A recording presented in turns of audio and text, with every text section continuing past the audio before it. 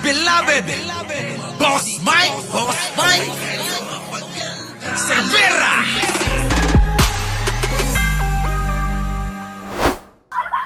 So mga kababayan ko, eto na nga ho ang nangyari. Grabe. Matindi ho ito. Ito nga nangyari sa Senado mga kababayan. Nagkaroon talaga ng mga pagtatalo-talo. Yan, tulad ho nito. Pasok! Usapan Yan, natin oh. sa labas. Okay na usapan natin. Okay na usapan Yan, natin yan, sa oh. labas. You cannot. No. Even during Florence time, hindi ginawa to. Even during Florence time, ha? The Longga did not allow. We are ready. We're going to walk him out. We can arrest him right outside. Grabe, no? Si Cayetano, no? Baklang-bakla makipagtalo, no? Mga kababayan, walang ganyang totoong lalaki. Yung ganyang kababayan, di ba mga kababayan? Kayo, mga kababayan, meron ba kayong nakitang ganyan lalaki?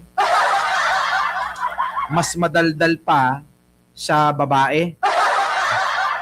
Mga kababayan ko, tingnan nyo ho yung kanyang kausap, mga kababayan. Tahimik lang eh. Kasi pwede naman mag-usap ng mahinahon. Pero mga kababayan ko, si Alan Peter Cayetano, yung bunganga, daig papwet ng manok. Di ba? Daig papwet ng manok, mga kababayan, na hindi nila labasan ng itlog. Para bang yung bunganga ni Cayetano, parang bakla. Na matagal ng matagal na hindi nakakasubo ng batuta. Yan po si Alan Peter Cayetano kung inyong titignan eh. Kaya ho, alam nyo mga kababayan, sabi nga ni Montulfo, mahirap itong baklang ito na pagkatiwalaan kasi ho, yung utak niya, ibang klase. Lahat nagagawan ng kwento. Kaya lang, dahil nga sa social media, ang mga tao, mulat na. Kaya hindi na ho basta-basta umuobra yung mga paandar na ganyan. Di ba? Oo nga boss, siya si Alan Talakera. Ha? Oo, grabe. Putak na putak. Putak na putak mga kababayan. Wala pa naman napapatunayan bilang Senate President ito. Di ba? Oo. Di ba? Tingnan nyo si John Vic Remulla.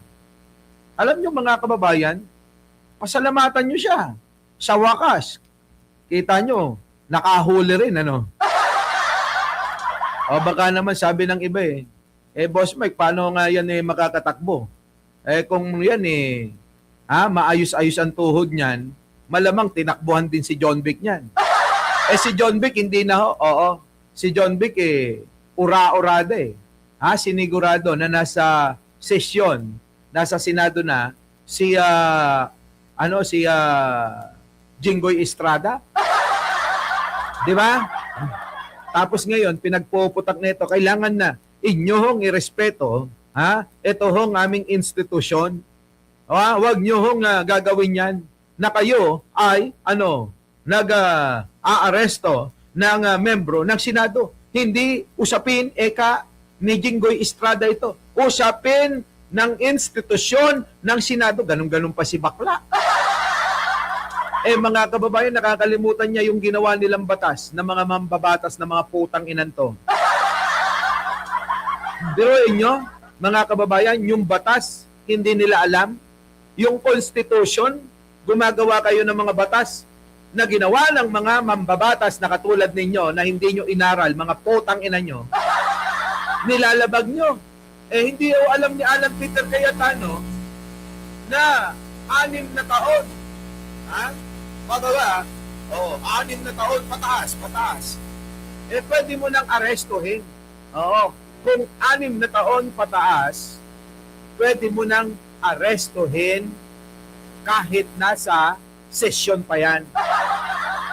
Di ba mga kababayan? Hindi yata naintindihan ni Alan Peter Bading. Maugong ba? Maugong. Okay ba yung audio natin mga kababayan? Pakicheck na, pakicheck. Wait lang.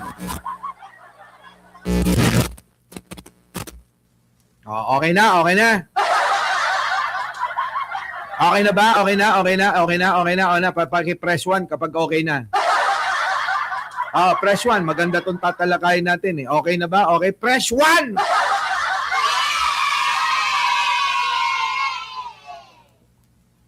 Alam nyo, sa gigil ko, nahahampas ko tong mic ko. Sabi ng binilan ko, sensitive kasi yan, sir. Huwag nyo hong gagalawin kapag nakapag-live kayo kasi nag-iiba. Ngayon, dahil okay naman na, balikan natin tong putang inang si Cayetano, mga kababayan ko. Ito nagbibida-bida. Gusto niyang ipakita, mga kababayan, sa kanyang mga kasama, na mga nasa majority na pinamumunuan niya. Mga kababayan ko, eto lang naman yan. Sinasabi niya na kesyo ganito doon noon, bakit ganito, bakit ganyan, naging paniki na ang putang inang bakla. Tingnan nyo mga kababayan, meron bang nagawa siya? Wala hong nagawa. Walang nagawa si Alan Peter Cayetano para hindi mabitbit ito pong si Jinggoy Estrada. Nanatili ho mga kababayan, etong si John Vic, congratulations. Sabi ko nga, kahit ngayon ka lang nakahuli, hindi pa makatakbo kasi masakit daw at tuhod, okay na rin. Pero mga kababayan, pagkaisipin nyo maigi to, no? Kung ako si John Vic, mga kababayan, ang ganda, ang bango-bango mo sana kung si Bato, ikaw na mismo ang umaresto sa kanya. Pumunta ka na, nasa harapan mo na. Kung ako nga, sabi ko, di ba, dinakma niya na, malamang mga kababayan, si John Vic, ang ganda ng reputasyon, no? Sa bagay, baka naman bumabawi. Ngayon, nakaisa, no? Nakaisa si John Vic Remulla. Baka malay nyo naman, bigla ho niyang maaresto si Bato. Di kaganda ang pangalan niya. Babango na naman, ano? Yan. Congratulations ka namin. Sa amin naman, di ba, makagawa ka ng mabuti, di ba, pupurihin. Pagka mali, di ba, di pupunahin. Babatikusin. Ngayon, ayos. Dahil nakulong niya, di ba, nahuli niya. Di ba? Nahuli. Di ayos na. Ngayon, sige, tuloy natin to. Itong komusyon, itong putak ni Alan Peter Cayetano. Respect the institution. This is not about Pinoy. We're going out. No, don't leave him right here. Kita nyo? He can be arrested right there. So if you don't want him to make a statement there. Kita nyo mga kababayan, ano? Tingnan nyo mga kababayan, pinaglalaban ni kumari ko yan. Kumari ko! Huwag nyo basta-basta inaaresto. Ipagtatanggol ko. Ang ina mga kababayan, ano? Grabe, no? Yung bunganga, mga kababayan, kakaiba. Matindi ang bunganga nito, sanay na sanay. Sir, just outside the gate, we're gonna walk 5 minutes. This is the Senate of the Philippines. It's never been done. It's never been done. Salonga stood up for Enrile. That's ang kalaban si Cory. Ang kaso rebellion. Anong ginawa? They walked out. We're just asking you to walk out. But let's walk. Let's walk. The rest of the work. Jinggoy, sumama ka ng hayop ka eh. Hilahin mo na, kaladkarin mo na. Si Trillanes nung panahon ni Gloria, di ba? Hinawakan dito sa bewang, sa may sintronan. Kulang na lang pati yung itlog, mga kababayan. Hilahin ng aresto eh. Di ba mga kababayan ko? Ganun na lang gawin mo, John Vic. Hilahin mo kung may mahihila kang itlog dyan. Kung may mahihilang itlog, Kasyo mga kababayan. Baka mamaya nagpatanggal na ng lawit yan. Di ba naalala nyo mga kababayan? Di ba si Trillanes noon, di ba? Nung sinugod ho nila yung Oakwood, Di ba? Anong ginawa nila nung inaresto, mga kababayan? Hinila ho, mga kababayan. Saan? Dito sa may sintrunan. Kinalagkad, mga kababayan. Tapos, mga kababayan ko kay Jinggoy, hindi pwede. Di ba, no?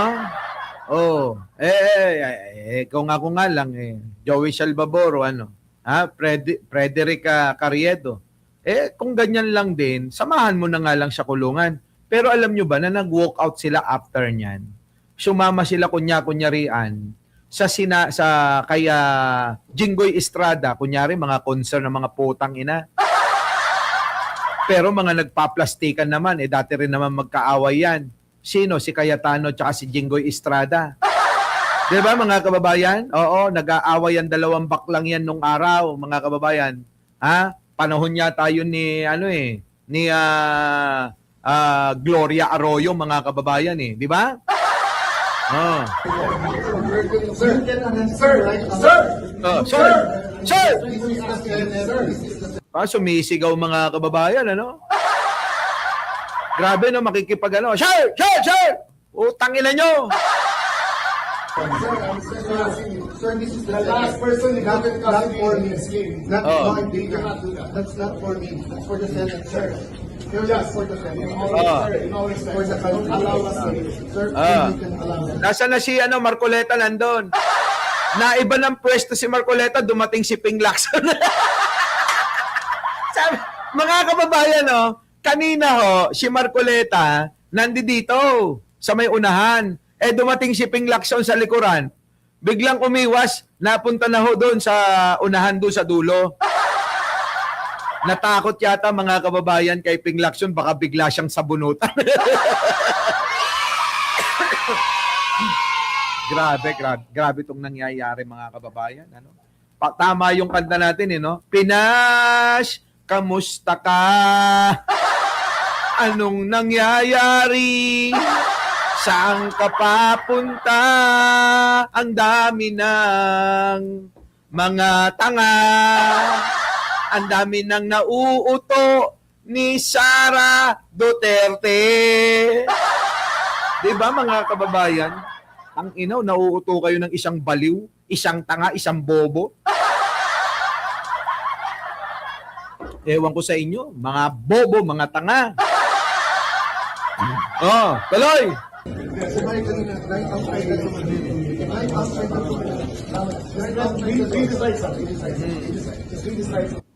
Wala na! Mga kababayan, bago yan, eto nangyari. Bago yan eto nangyari. Ayan na. Inila na. Mama ka na. Putang ina mo Si Jinggoy, mga kababayan, kasama si Secretary John Vic Remulla, mga kababayan. Sa wakas, may achievement. Ayan Tingnan yung mga kababayan yan na. Yan na.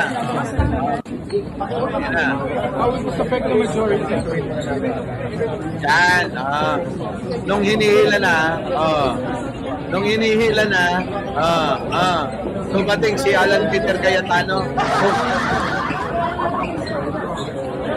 Pinas, kamusta ka? Anong nangyayari? Saan ka papunta? Kay dami ng mga kurap, kay dami ng mga politikong mga putang ina nila. Grabe, no? Eto na si Jinggoy, meron pang paandar. May paawa pang putang ina eto. The receipt of the warrant of arrest issued. Ang ina, mga kababayan, sa totoo lang, totoo yung mga memes. Bata pa lang tayo, mga kababayan ko, magnanakaw na to. Diba? Binata pa lang tayo, magnanakaw na to. Nagkaasawa tayo, nagkaanak tayo, magnanakaw na to. Ngayon, may mga apo na tayo, magnanakaw pa rin to. So, anong gusto nyo? Anong gusto nyo pang patunayan kay Jinggoy Estrada?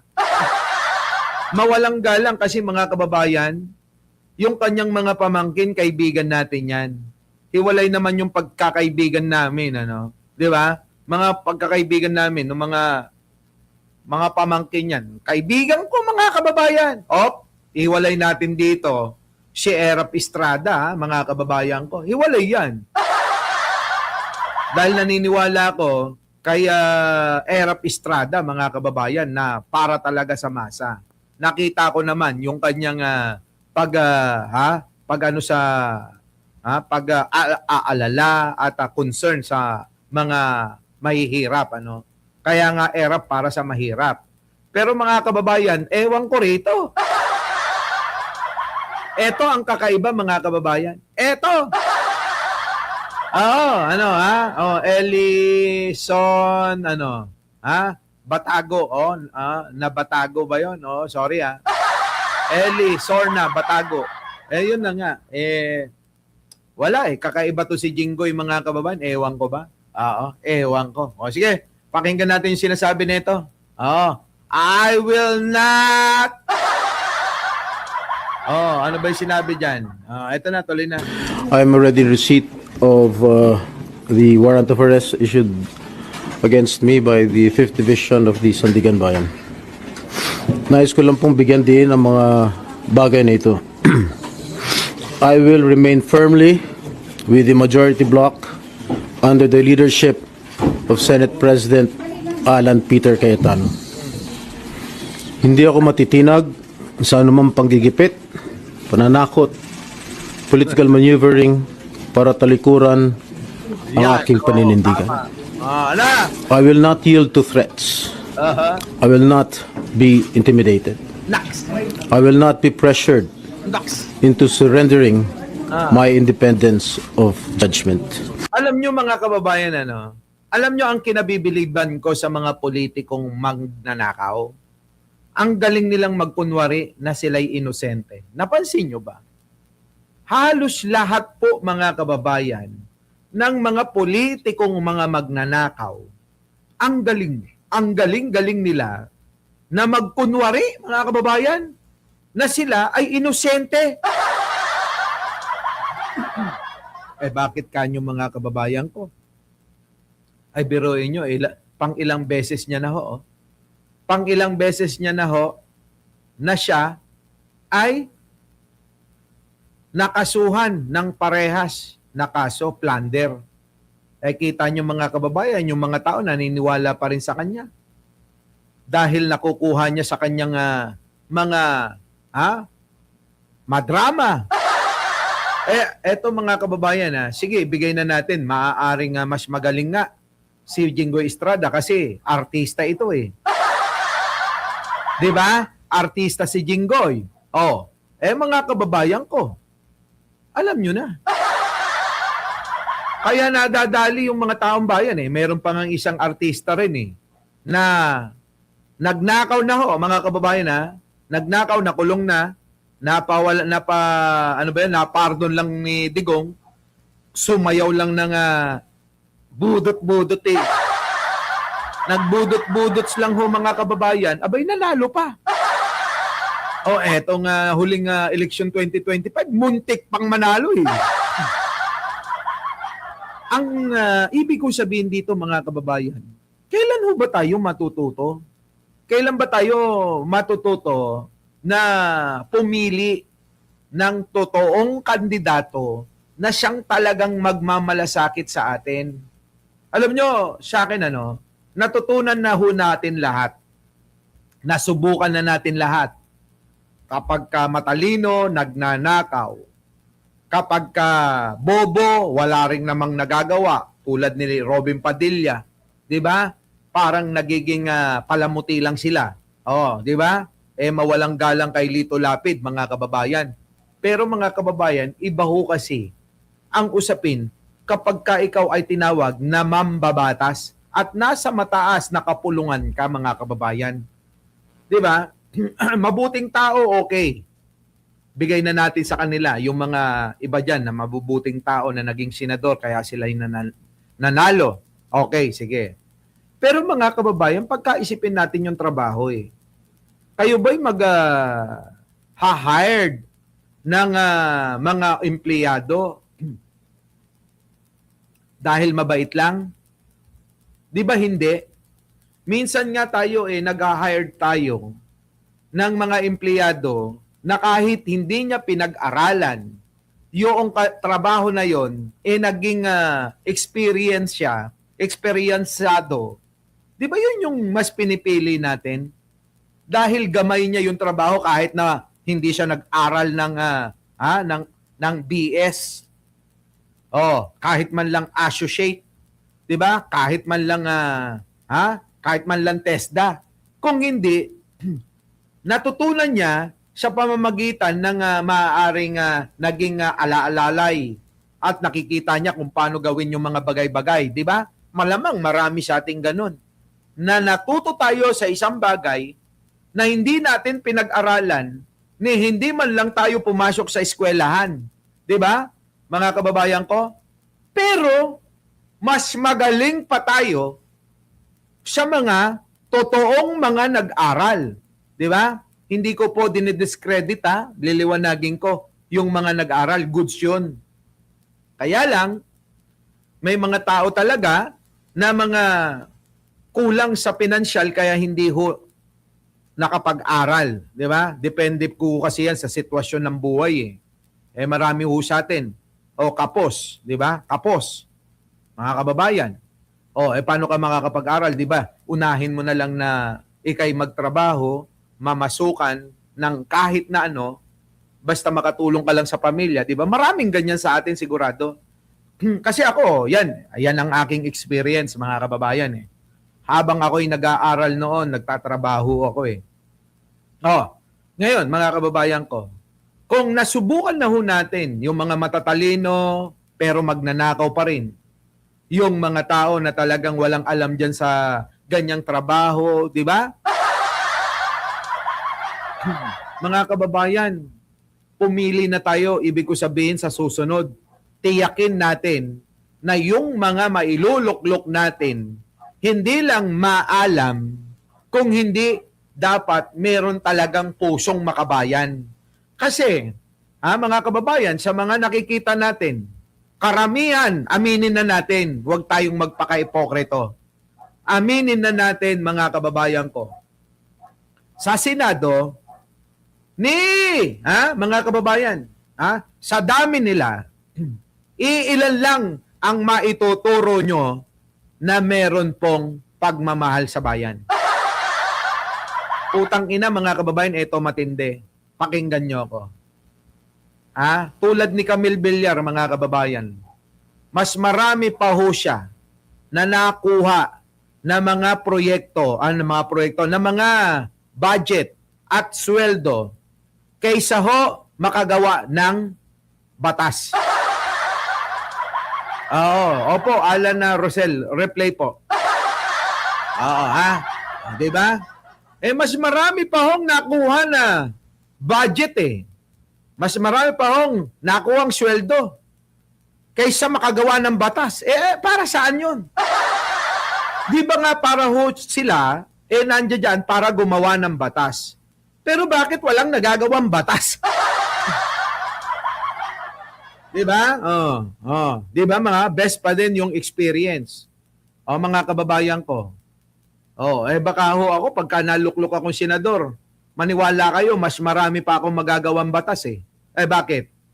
Marami ho akong experience mula sa nararanasan ng mga mahihirap na tao.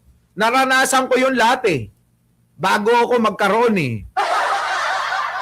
Diba? Yun po yung mahalaga Isang mahalagang bagay. Kaya lang, minsan, mga kababayan ko, marami sa mga nagiging politiko natin, pinanganak na talagang mga mayayaman. Kaya hindi nila ramdam yung alin? Yung ating mga pinagdadaanan at kasalukuyang pinagdadaanan. Diba? Tayo ho, mga kababayan. Tingin pa lang natin sa tao, alam na natin kung ano ho ang problema Tumingin ka sa kapitbahay mo.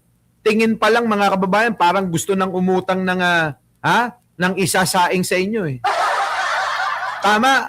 Mga kababayan, Tingin pa lang, mga kababayan ko, parang may kailangan na sa'yo yung kapitbahay mo, sa kaliwa mo.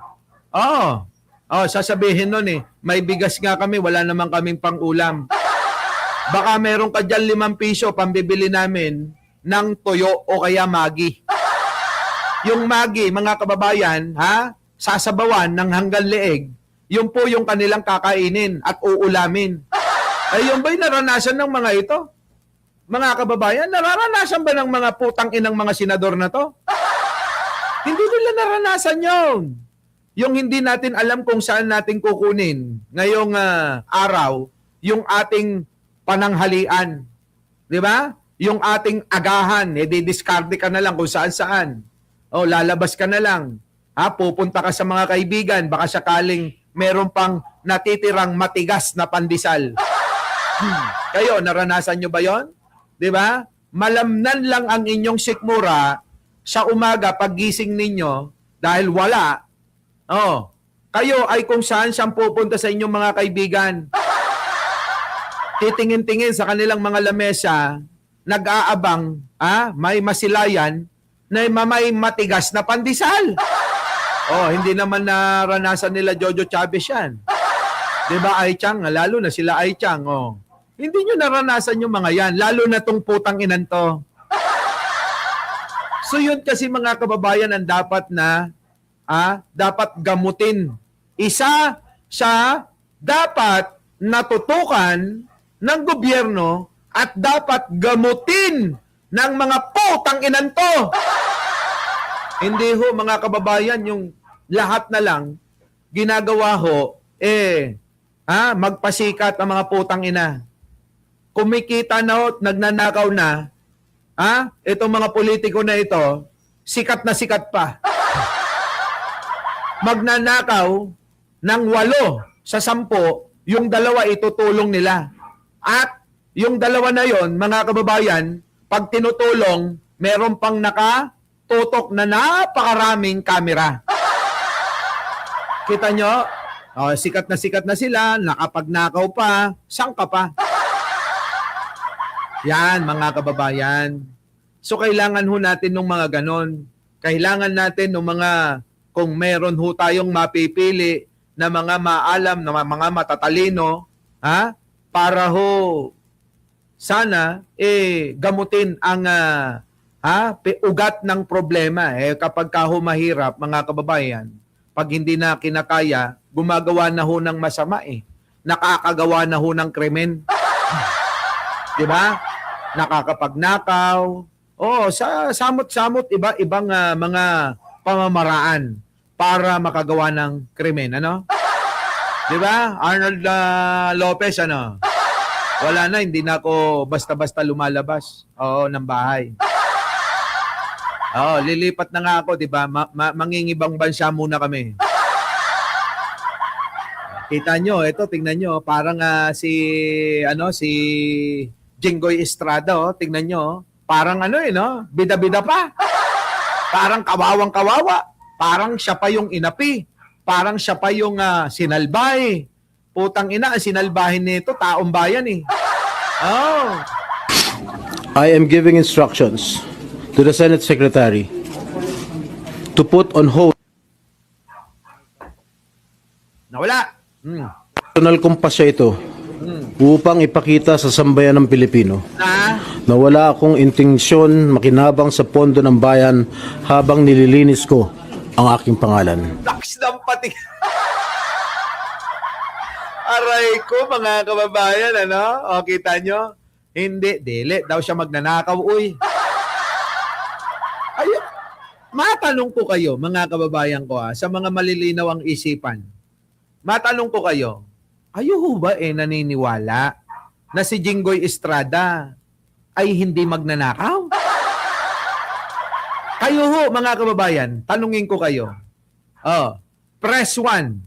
Sa mga naniniwala na si Jinggoy ay magnanakaw.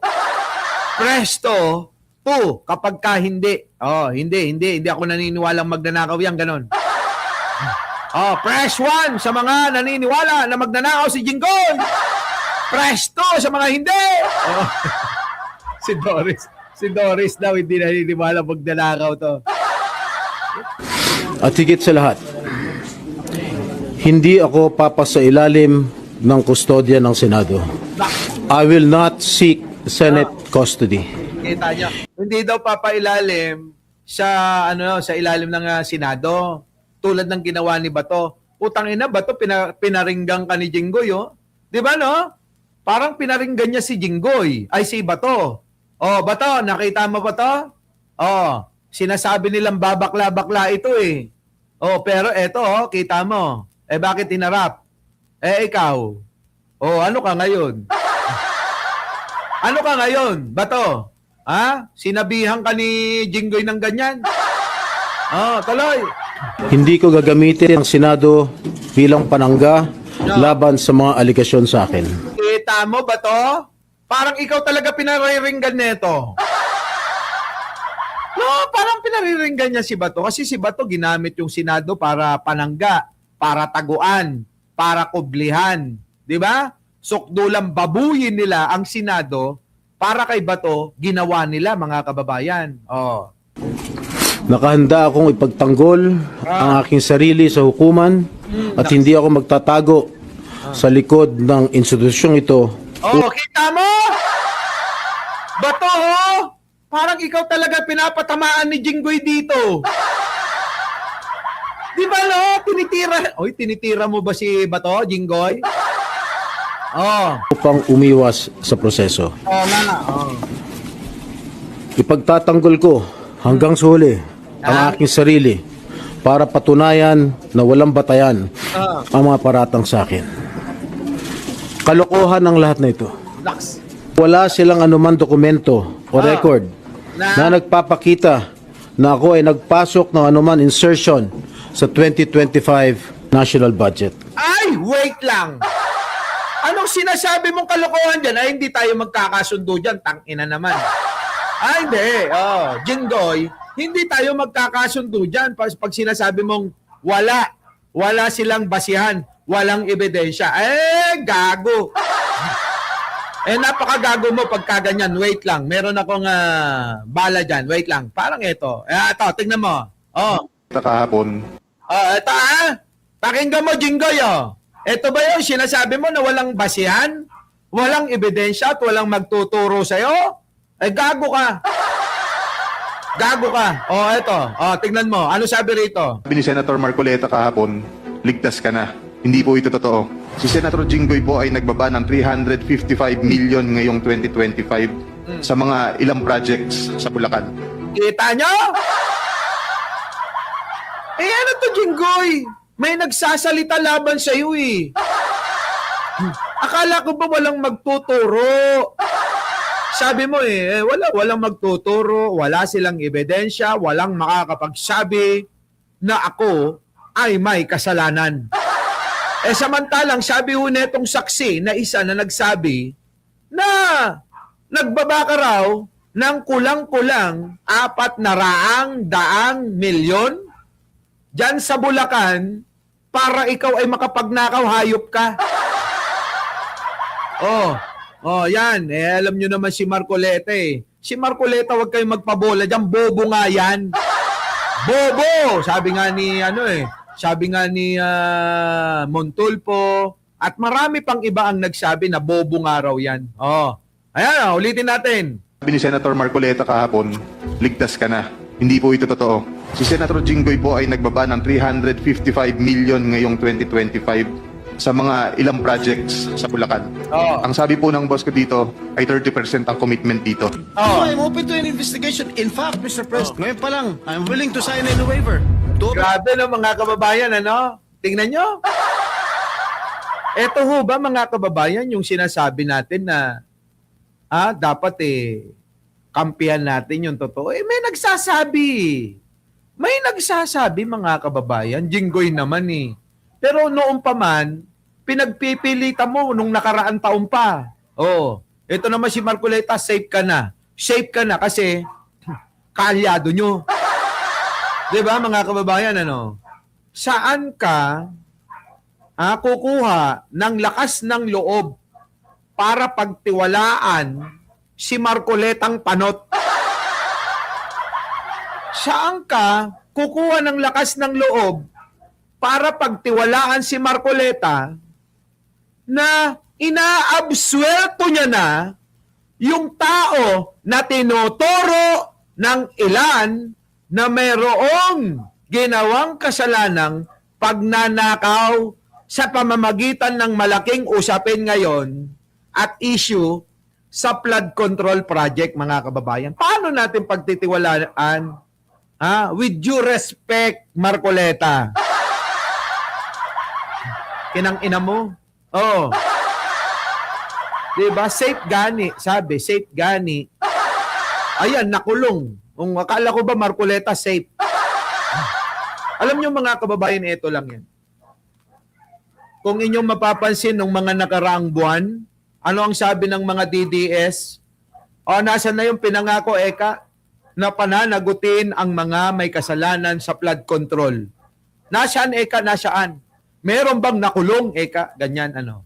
Sinasabi natin, meron na nga nakulong si Bong Revilla. At meron ng mga kinasuhan. Kasama na dyan yung mga sekretary ng DPWH na si Bunuan. Di ba? Nanganganib din si Mark Villar. O, kita nyo? At yung mga Yusek Bernardo.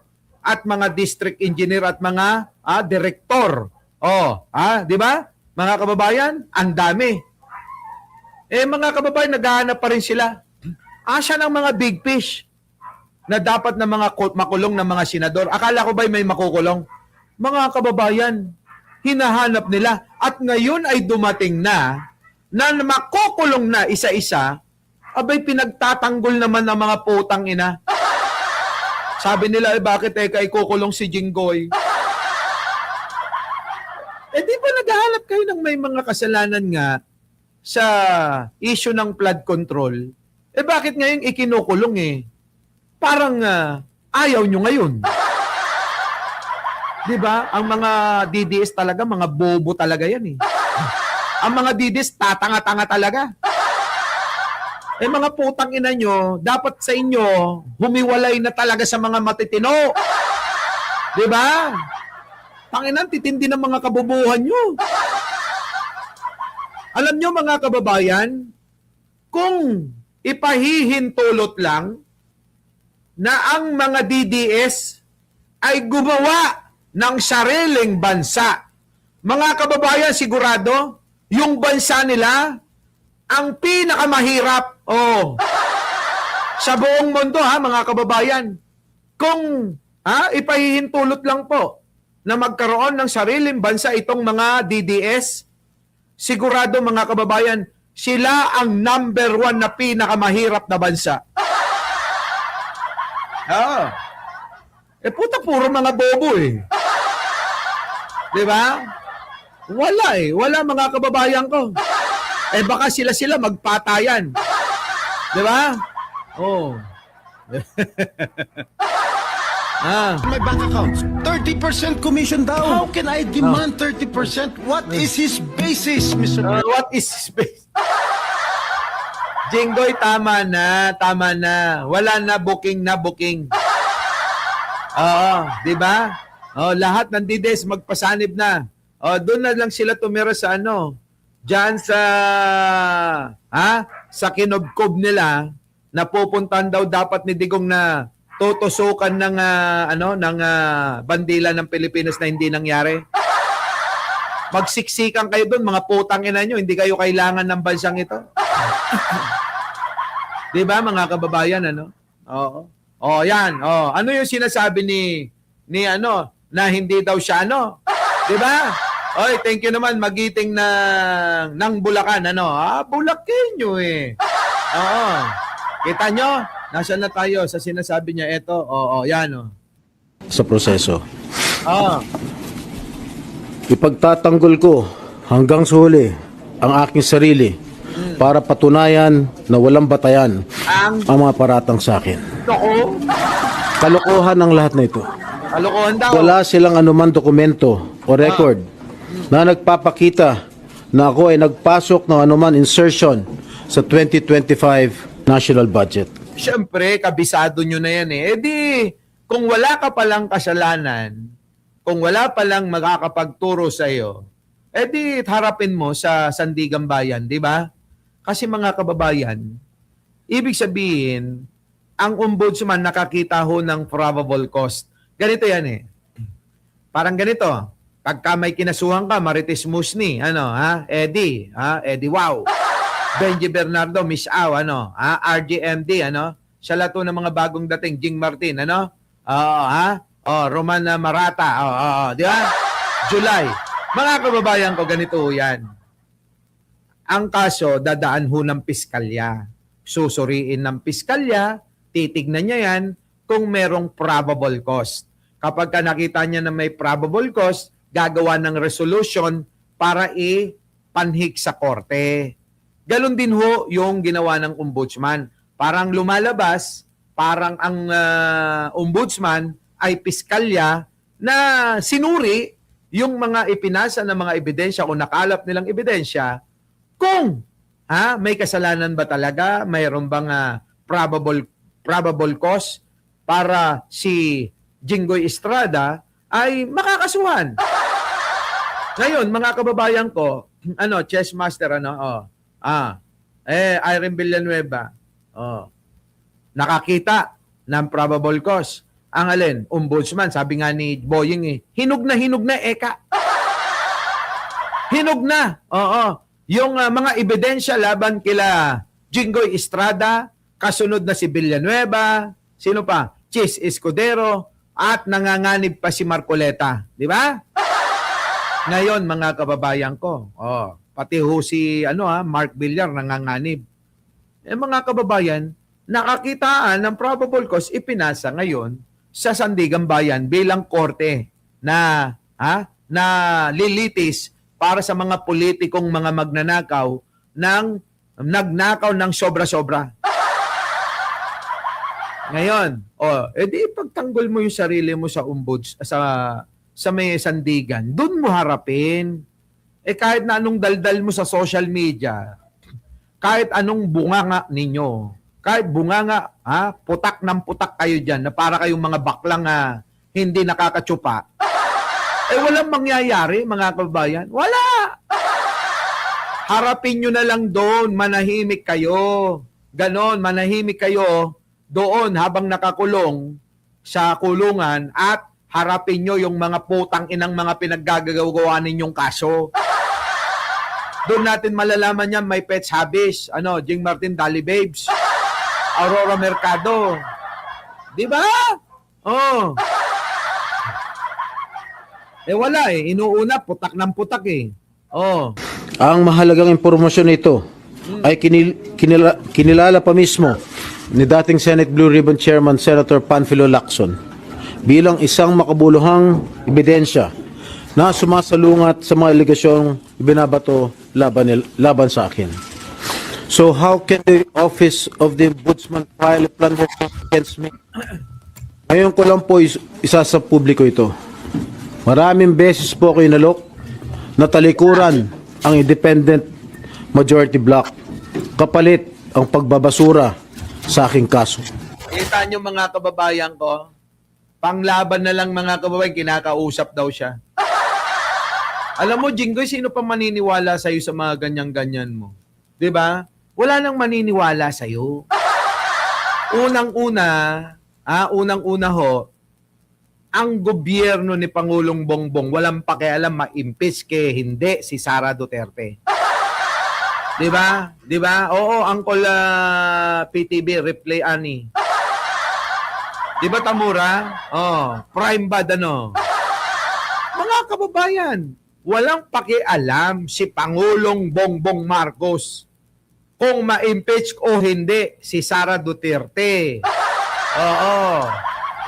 Juliet Jonas. Kaya, bakit nyo idinadamay na naman ang Malacanang sa mga katarantaduhan ninyo? Diba? Diba, Rayan? Katarantaduhan nyo yan Replay Catherine Galpo. Diba, Rita Martinez. Sige, tuloy! Ngunit, hindi ko po ito tinanggap. So, ngayon, kasi hindi mo tinanggap, bayani ka. Bayani ka ngayon, Jinggoy, tangina mo.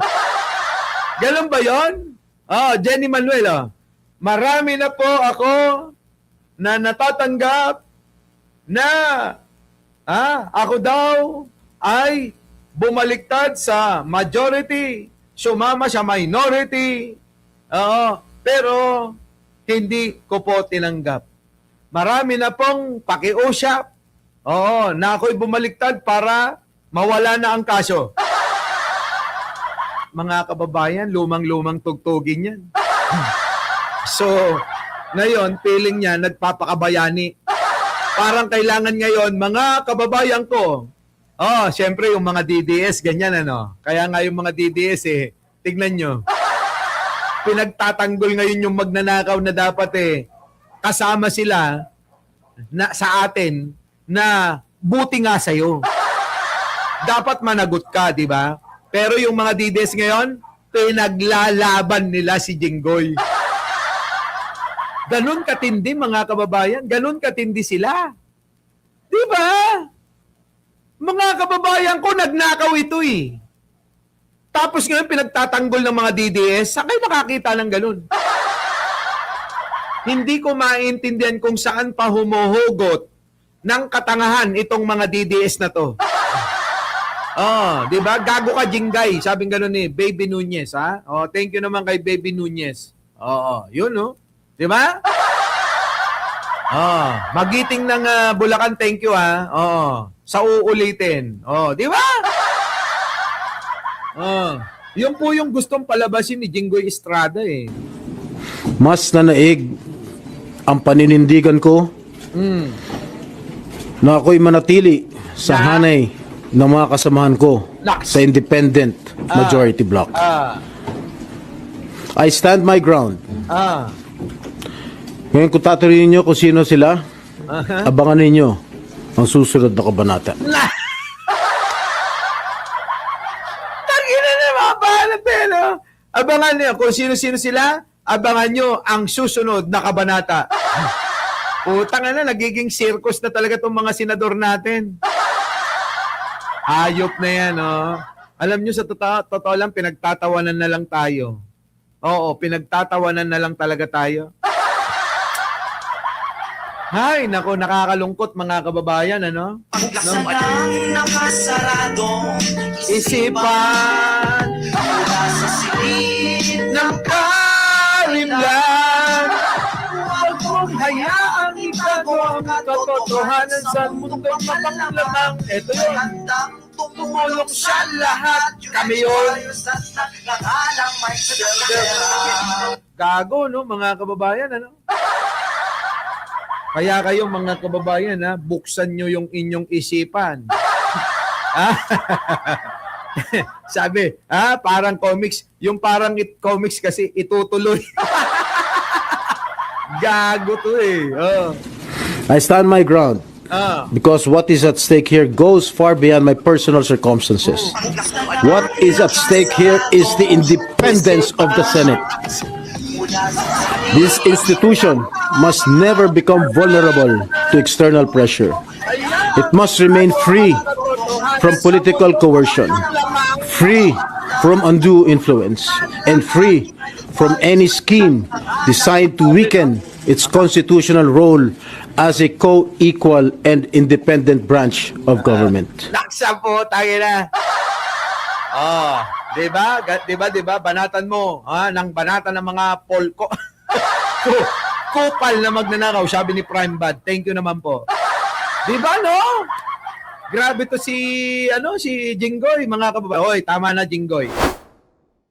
Our beloved Boss Mike!